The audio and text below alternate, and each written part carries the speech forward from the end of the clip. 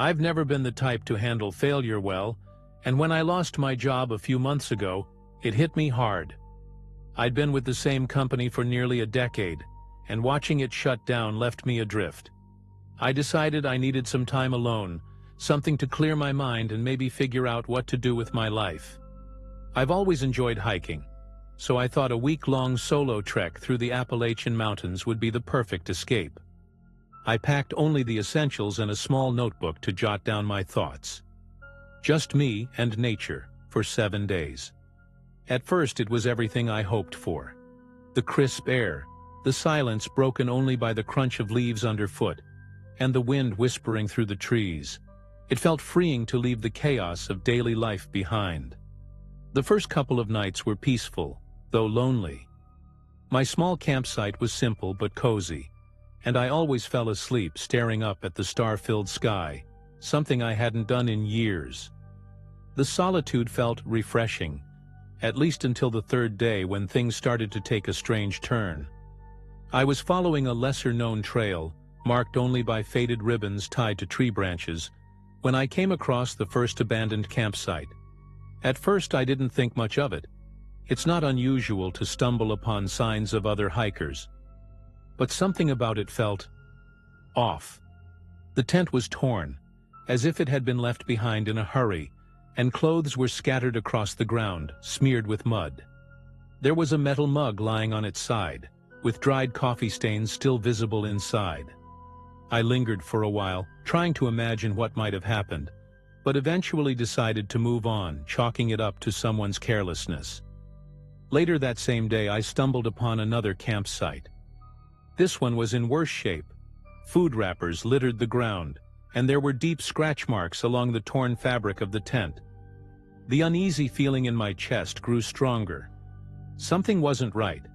No matter how much I tried to brush it off, my mind kept conjuring scenarios of what could have happened. When night fell, I set up my own camp, but I struggled to sleep. That was the night I first heard the screams. The screams were faint, almost like whispers, but unmistakably human. They seemed distant, as though someone was calling for help far away. I lay still in my sleeping bag, my heart pounding as I strained to listen. At first I thought it might be my imagination playing tricks on me after a long day. But the screams came again, a little clearer this time, and I could swear I heard words like, "Help," or "Please." Gripping my flashlight, I stepped out of the tent, sweeping the area with the beam of light. There was nothing, just the trees, tall and unmoving, like silent witnesses. The next morning, the forest felt different, heavier, as though the air itself was weighing me down. Everything around me seemed normal, but the eerie feeling of being watched refused to leave. I pushed on, trying to shake off the previous night's unease.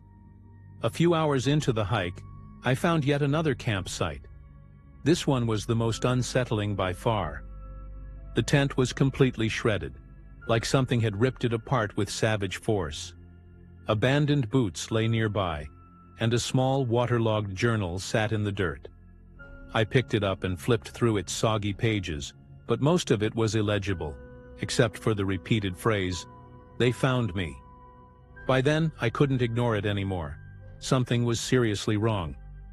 The following nights were even worse. The screams, which had once been distant, now seemed closer, more insistent. "Is anyone out there?" I shouted, desperate to prove to myself that there was a rational explanation for all of this.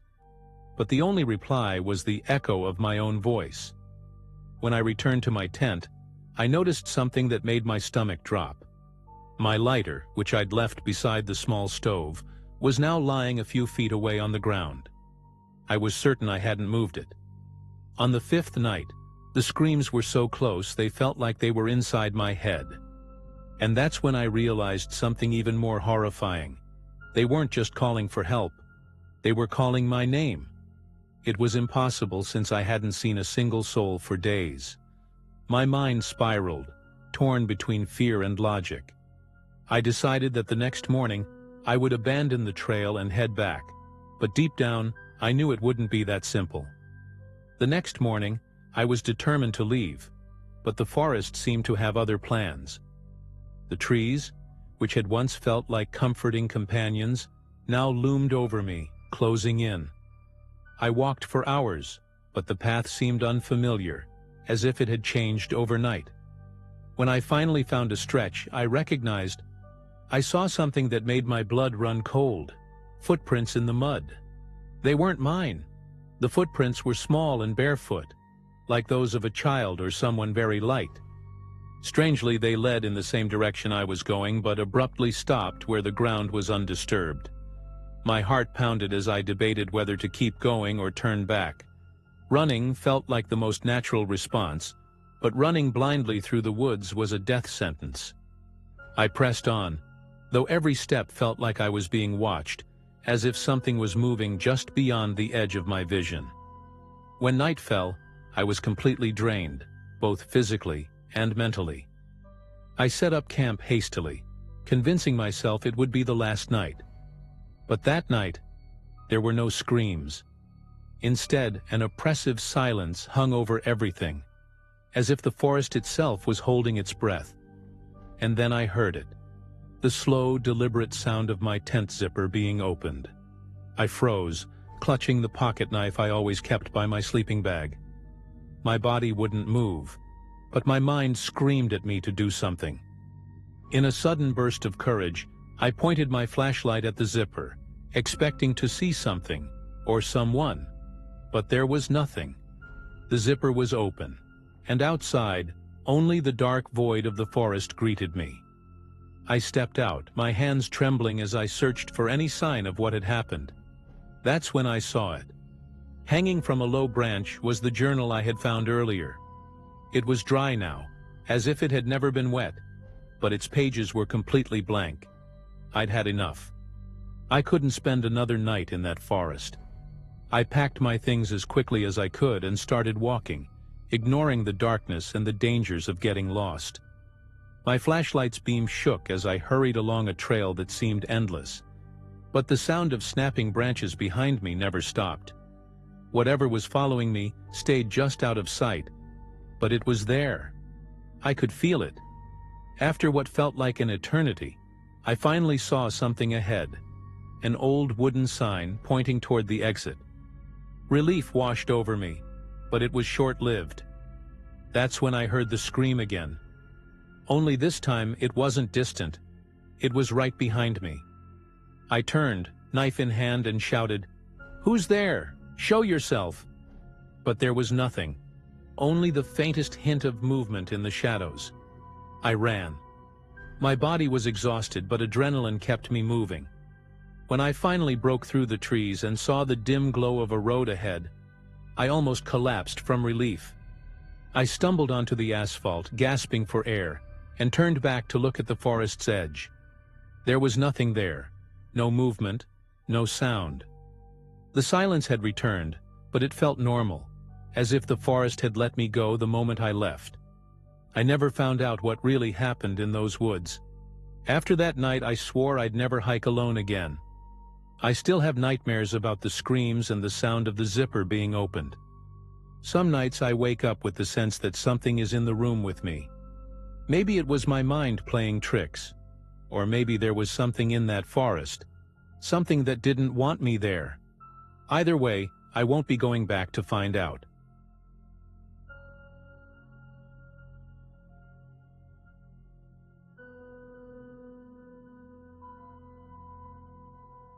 I hadn't seen Daniel since college, nearly 10 years ago. When he messaged me suggesting a camping trip to reconnect, I accepted without hesitation. I needed a break from the city, from work, and from my routine. He picked a forested area known for its peacefulness, but also for the creepy stories about old, abandoned hunting lodges. At the time, I didn't think much of it. We were just two old friends catching up, so I wasn't really worried about legends or mysteries. We arrived early on a Friday morning, and the hike to our campsite was tougher than I'd expected. The forest was dense, with towering trees that blocked out most of the sunlight. Daniel, always the adventurous one, seemed thrilled, like we were on some grand expedition. I, on the other hand, was more focused on not tripping over the roots littering the trail. We spent most of the day walking and talking about life, but it was late afternoon when we spotted the lodge. It was small, with weathered wooden planks, but in surprisingly good condition for something out in the middle of nowhere. The door was slightly ajar, and Daniel, curious as ever, suggested we take a look inside. I hesitated, but he was already stepping through the door before I could object. Inside, the place was even stranger. It wasn't just clean. It looked like someone still used it. There were cans of food neatly stacked in one corner, a makeshift bed with folded blankets, and a calendar pinned to the wall. What sent a chill down my spine was the fact that the calendar showed the current month. Whoever had been here, it hadn't been long ago. Daniel laughed it off, saying it added to the atmosphere, but I couldn't shake the feeling that we were intruding. We left quickly, not touching anything. The rest of the afternoon passed uneventfully, and night fell as we made a small fire to cook. The sounds of the forest grew louder in the dark, rustling leaves and snapping branches in the distance. We kept chatting about random things, but the image of that lodge stayed with me. Then we heard it. At first it was faint, barely noticeable, but it grew clearer with each passing minute. A steady, rhythmic sound like someone chopping wood. I glanced at Daniel, and he looked as pale as I felt. "It's probably just an echo," he said, trying to sound calm, but I could tell he didn't believe it any more than I did. We tried to ignore the sound and kept talking, but it got harder with every passing minute. The noise persisted, steady and relentless, and there was something unsettling about the direction it was coming from. In the forest, sounds tend to echo unpredictably, but this seemed close. Closer than it should have been, considering the lodge was miles away from our campsite. Finally, Daniel suggested we head into the tent and let the fire burn out.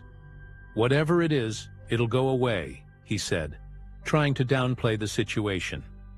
I agreed, but I took a flashlight and a small knife from my pack with me.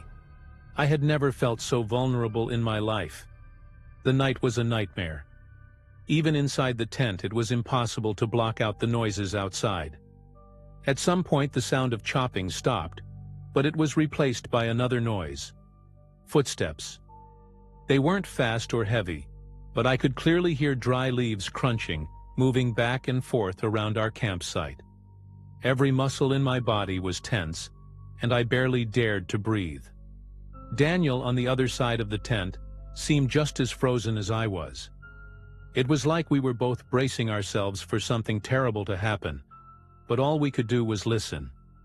When dawn finally broke, I hadn't slept a second. The silence outside felt almost unnatural after what we'd been through. I stepped out of the tent with my flashlight still in hand, feeling the sunlight as a brief relief. But what we saw outside erased any sense of safety. Right next to our extinguished fire, there was a neatly stacked pile of freshly chopped wood. The cuts were clean and precise, as if someone had spent hours working on them. Daniel looked at me, trying to say something, but no words came out. There was no way this was a coincidence.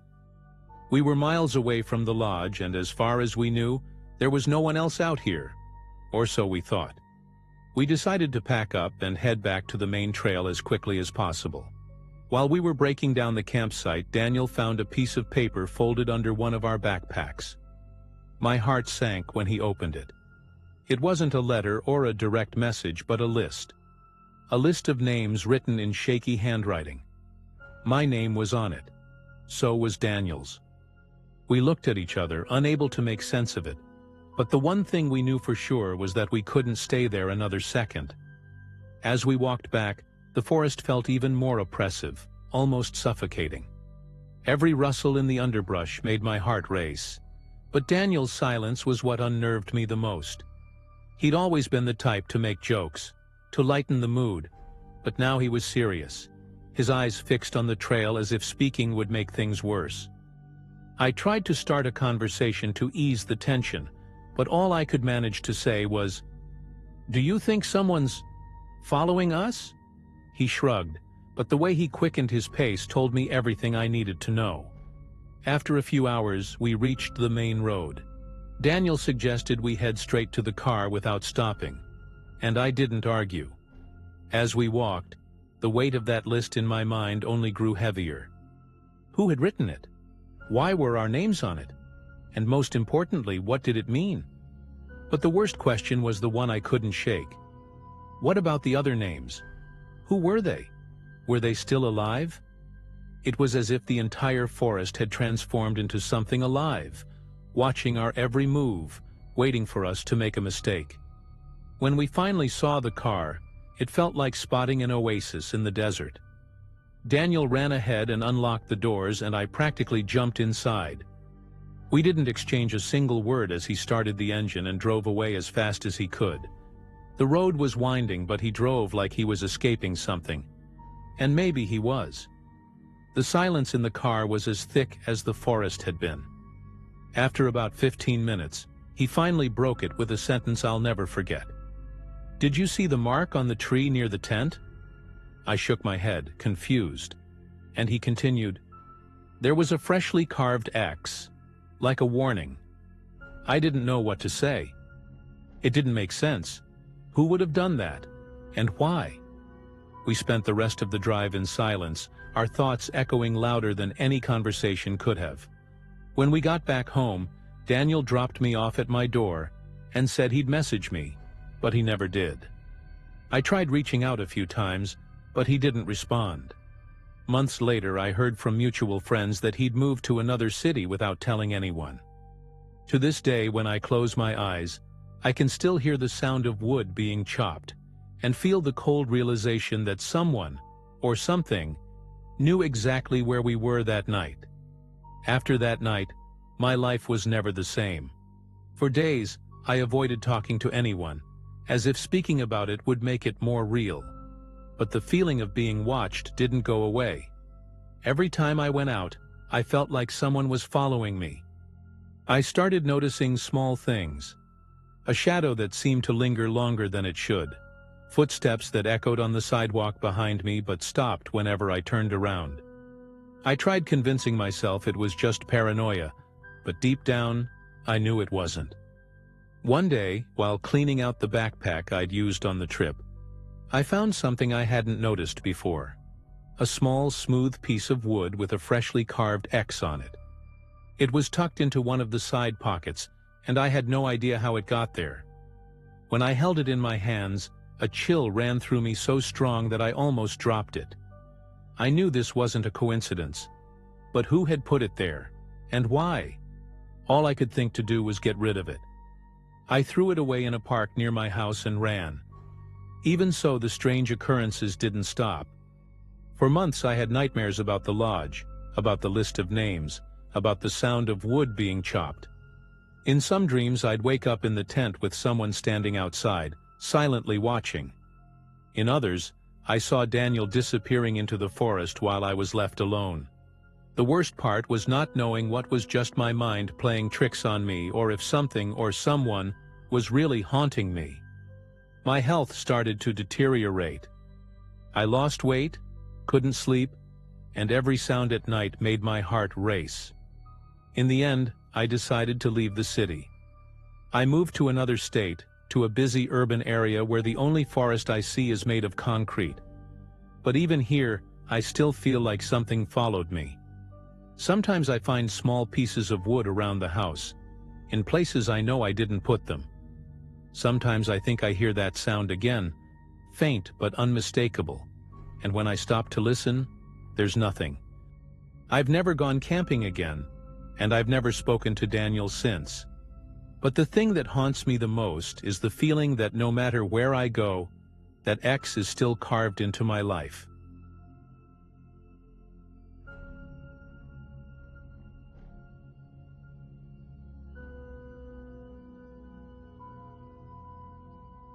I've always enjoyed camping alone.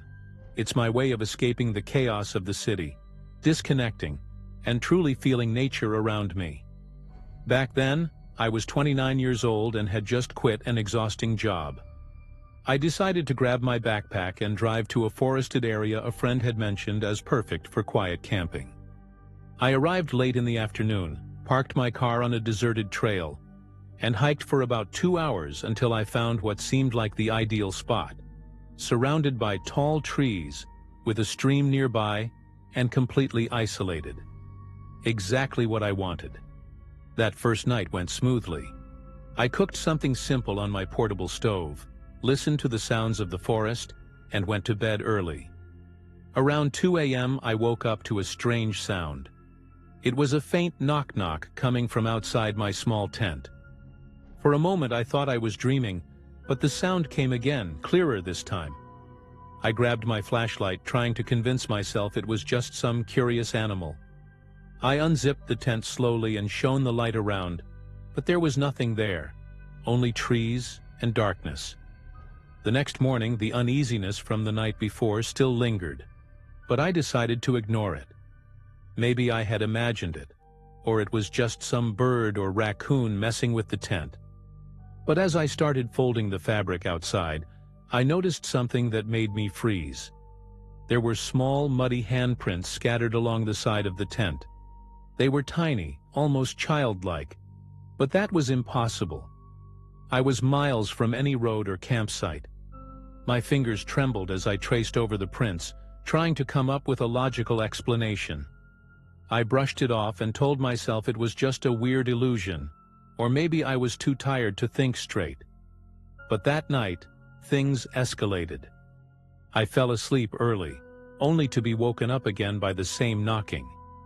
This time, it was louder, more insistent, like someone or something was trying to provoke me. The darkness outside felt heavier, and the silence between the knocks was almost deafening. I already had my flashlight in hand when I mustered the courage to look outside again. But the moment I unzipped the tent, the knocking stopped. Once again, there was nothing, just the swaying trees and the distant sound of the stream. The next morning, my tent was once again covered in handprints, but this time they were different. They were still muddy but larger, like a child had suddenly grown overnight. I spent a good while examining them, trying to make sense of it. I looked around the campsite, searching for footprints or any sign that someone had been there, but the ground was untouched. It was as if those hands had appeared out of nowhere and vanished just as mysteriously. I started questioning my sanity, but the heavy feeling in my chest told me something more was going on. By nightfall, I was restless. I built a bigger fire, hoping it would scare off whatever, or whoever, was out there. But as the hours passed and the darkness deepened, the feeling of being watched became unbearable. When the knocking began again, this time much louder and more persistent, my heart nearly stopped. It was a dry, heavy sound, like someone was pounding on the tent fabric with purpose. I shouted something, trying to sound brave, but my voice cracked. I grabbed a knife that was next to me, flashlight in the other hand, and stepped outside in a burst of adrenaline.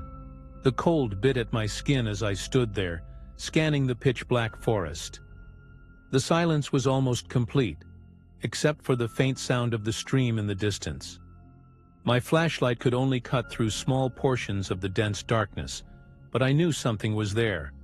The weight of the night seemed to close in around me, and for a split second, I thought I saw a shadow dart between the trees. My stomach churned, and I couldn't move for what felt like an eternity. I rushed back into the tent, zipped it shut with trembling hands, and sat there clutching the knife and waiting for dawn. When the sun finally rose, I made up my mind to pack everything and leave. Whatever this was, I wanted no part of it. But as I started to pack up, I noticed something that made my blood run cold. There were new handprints on the tent, even larger than the night before, and they were spread all over, as if something had crawled around it while I slept. Panic surged through me, but I forced myself to finish packing, and began the trek back to my car, glancing over my shoulder every few steps. Yet as I walked, the feeling of being followed grew stronger. The faint sound of footsteps behind me became impossible to ignore. At first it was just a sensation, But soon I could hear it clearly. Twigs snapping, leaves crunching. It was subtle, almost calculated, like whatever was following me knew how to stay just out of sight. Every time I stopped and turned around, the sound stopped too. My flashlight felt useless against the dense forest, barely piercing the shadows. My heart pounded so hard that it drowned out any rational thought. After nearly an hour of walking, I finally saw my car in the distance. It felt like a lifeline, a sanctuary in the middle of this nightmare. I sprinted the last few steps, threw my backpack into the back seat, and slammed the driver's door shut with enough force to echo through the trees. That's when I noticed something chilling. The silence. The footsteps had stopped. The forest was unnervingly quiet, except for the sound of my own heavy breathing and the hum of the engine when I turned the key. Relief started to wash over me, but then I looked at the windshield. Right in front of me, on the fogged-up glass, was a massive handprint. It wasn't human. The fingers were too long, ending in sharp, claw-like points. I froze, unable to process what I was seeing. The handprint was on the outside of the glass, and I knew for certain no one had been near my car when I got in. Every instinct in me screamed to get out of there, but I couldn't bring myself to step outside. Instead, I slammed the gas pedal and sped down the trail as fast as I could, desperate to put as much distance as possible between me and whatever was out there. I made it home just before dawn, utterly exhausted and still shaking. I thought the ordeal was over, but that night, as I lay in bed, I heard a sound that made my stomach drop. Knock knock. This time, it was at my bedroom window. I didn't dare move. I stayed frozen in bed, gripping my phone like it could somehow protect me. When I finally worked up the courage to look, there was nothing outside. But the next morning, the handprints were back, bigger, spread across the glass like whatever it was had been pressing its face and hands against it. The following days became a nightmare. Every morning I'd find those handprints somewhere new, on the windows, the front door, even the bathroom mirror. They were growing each time, as though it was getting bolder or closer. I locked everything at night, barricaded windows and doors with furniture, and barely ate or slept. It felt like it was waiting for me to make a mistake, to let my guard down. Desperate for answers, I installed cameras around the house, hoping to catch whatever it was. That first night I stayed awake, watching the monitors with the lights off and a knife in my lap. For hours, nothing happened. I started to think maybe it had given up. But just after 3 a.m., one of the cameras started glitching, the one overlooking the backyard. When the feed came back, I saw it. A tall, spindly figure stood just at the edge of the camera's light. Its arms were unnaturally long, its fingers ending in sharp claws. Its head was tilted slightly, almost like it was watching me through the camera. I couldn't move. I couldn't breathe. Then, the camera cut out completely. That's when I knew I couldn't stay. Whatever it wasn't going to stop. I grabbed a bag with the essentials, jumped into my car, and drove aimlessly through the night. I haven't been back to that house since. I now move constantly, renting places for short periods, never staying long enough to feel safe. But no matter where I go, the knocks sometimes find me, always on the quietest nights. I still have the footage from that night, but I've never shown it to anyone. Who would believe me? The only thing I know for sure is that whatever it is, it's still looking for me. I don't know why, and I probably never will.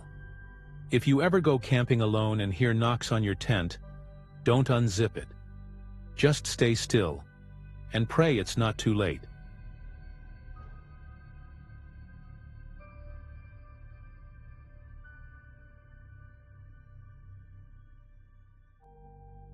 I've been a single dad ever since my wife left us 2 years ago.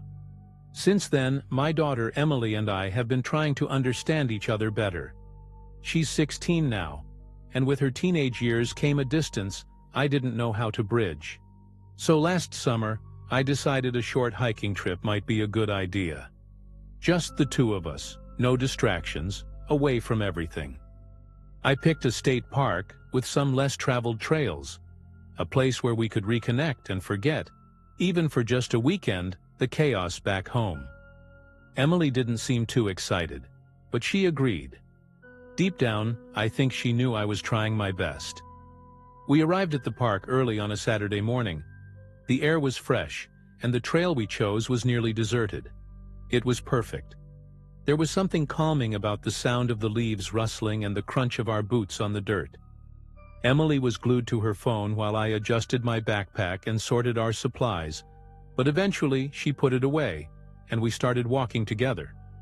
The trail was narrow, flanked by tall trees that blocked most of the sunlight, but occasional clearings made the surroundings feel less suffocating. The sense of isolation was strangely comforting, at least at first. It was about an hour and a half into the hike when we saw him for the first time. He appeared out of nowhere, walking toward us from the opposite direction, carrying an old, worn-out backpack and wearing a cap that looked smudged with mud. He smiled awkwardly and said hello. I didn't think much of it at the time. Emily barely nodded, clearly uncomfortable, but we kept walking after a brief, "Good morning." He mentioned something about being lost and asked if we'd seen a trail leading to a river. He said he'd been camping alone for days and got confused with the maps. I gave him a vague answer because, honestly, I wasn't entirely sure myself. After that, Emily and I continued on our way, trying to maintain our pace. But something about the encounter stuck with me. I can't quite explain it. Maybe it was the way he looked at Emily a second longer than he should have, or how he seemed uneasy, like he was hiding something. I told myself I was being paranoid, but the feeling lingered. Then, about 2 hours later, we saw him again. This time he was ahead of us, as if he'd taken a shortcut and waited for us to pass. He waved again, but his smile now seemed out of place. Emily glanced at me as if she wanted to ask why he was there again, but she didn't say a word. We walked past him without much conversation, but the unease was now undeniable. I think it was after that second encounter that I started paying more attention. I began noticing things that I hadn't before. Emily, on the other hand, seemed eager to ignore it. She put her headphones on and kept walking, but I couldn't relax. It wasn't just the fact that we'd seen the man twice in completely different spots. It was the way he seemed to appear right in sync with us. It was almost like he was watching us, planning his next move. At that point, I decided it would be better to cut the hike short and head back to the campsite earlier than planned. When we got back to the campsite, the sun was already dipping behind the mountains. Emily was in charge of organizing our things while I went to gather some firewood. Our campsite was in an isolated clearing far from the main trail, but it was comfortable enough. When I returned, Emily was sitting on the log we used as a bench, but there was something off about her expression. "Dad, did you mess with our stuff?" she asked, pointing at the backpack she'd left near the tent. I shook my head and she frowned, standing up to show me. Our map, my multi-tool knife, and one of the small snack packs were missing. My heart raced, but I tried not to show my panic to Emily. I searched through everything, but the missing items were nowhere to be found. Then I heard a sound in the distance, something that sounded like footsteps among the trees. It was almost imperceptible, but the silence around us made it louder. "Emily, get in the tent," I said firmly, trying to keep my voice steady. She hesitated, but obeyed. I stood outside, focusing on the direction of the sound, but all I saw were the shadows of the trees swaying in the breeze. Still, I knew we weren't alone. Later, as I lit the campfire, we heard a noise coming from the trail. The man appeared again, but this time he was holding something. It was our map. "Did you lose this?" he asked, wearing that same strange smile. His voice was friendly, but there was something off about his posture, like he was forcing the casual tone. "I found it farther up the trail and thought you might need it." I thanked him cautiously and took the map, but the sense of relief I hoped for didn't come.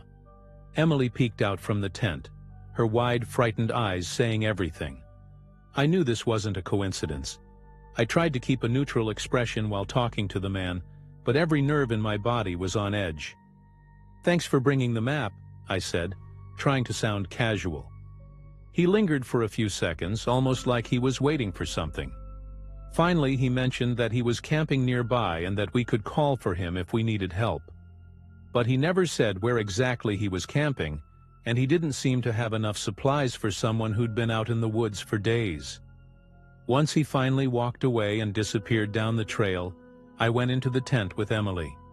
"Dad, he took our stuff, didn't he?" she whispered, her voice shaking. I didn't want to lie. "I think so, but we'll stay alert," I said, trying to mask my unease. Night fell quickly and the forest around us felt denser than it had during the day. The fire was the only thing standing between us and total darkness. Emily begged me to pack up and head back to the car, but the idea of walking the trail at night, especially with that man lurking around, seemed even more dangerous. I decided we'd stay at the campsite, but I wasn't planning to sleep deeply. I kept my flashlight within reach and held on to the smaller knife we still had. Every snap of a twig or rustling leaf made my body tense like a coiled spring. Around midnight, Emily nudged me awake. "Dad, someone's out there," she whispered, her face pale. I grabbed the flashlight and prepared to open the tent, but before I could, we heard heavy footsteps circling the campsite. It was impossible to tell how many people were out there, but the sound was slow and deliberate, like they wanted us to know they were there. My heart pounded in my chest like a drum. I waited a few seconds and then, in one quick motion, unzipped the tent and turned on the flashlight. There was no one there. Just the faint glow of the fire dying out and the darkness swallowing the edges of the clearing. I went back inside, but the silence outside made everything feel even more suffocating. Emily was curled up in the corner of the tent, clutching her blanket tightly. I knew I had to do something, but I couldn't risk stepping outside without knowing what was waiting for us. Then I noticed something even stranger. The map the man had returned wasn't the same as before. There were new pen marks on it, showing a trail that led to an isolated spot far from the main path. It almost looked like an invitation. My blood ran cold as I realized this wasn't just a coincidence. I couldn't sleep for the rest of the night. The fire had gone out completely, and the silence outside seemed to mock how vulnerable we were. Emily was quietly sobbing, trying not to make any noise, and I knew I had to make a decision. As soon as the first light of dawn peeked over the horizon, I decided we were leaving. We couldn't risk staying another night. "Pack your things quickly, Emily. We're leaving now," I whispered. She nodded, still pale, and started gathering her belongings while I packed up what little we had left. But when we stepped out of the tent, I noticed something that made my stomach drop. Footprints circled our campsite. A lot of them. It looked like someone, or several people, had been walking around us for hours. The feeling of being watched was suffocating as we started back down the trail. Emily walked close to me, and I kept the flashlight in my hand even though daylight was creeping through the trees. Every crack of a branch or rustle of leaves sent my heart racing. We were about a mile away from the car when we saw something that made us freeze. The man was standing in the middle of the trail, as if he had been waiting for us. This time, he wasn't smiling. "You need to leave, quickly," he said in a low voice, almost too soft to hear. There was something different about him now. He looked scared. He kept glancing around like he was expecting something to emerge from the shadows. Without thinking, I grabbed Emily's arm and started running. I didn't look back. I didn't care if he was following us or if something else was. I just wanted to reach the car. When we finally broke through the trees and saw the parking lot, it felt like a massive weight was lifted off my shoulders. We climbed into the car, and as I started the engine, I glanced toward the trail. He was standing there at the edge, just watching us.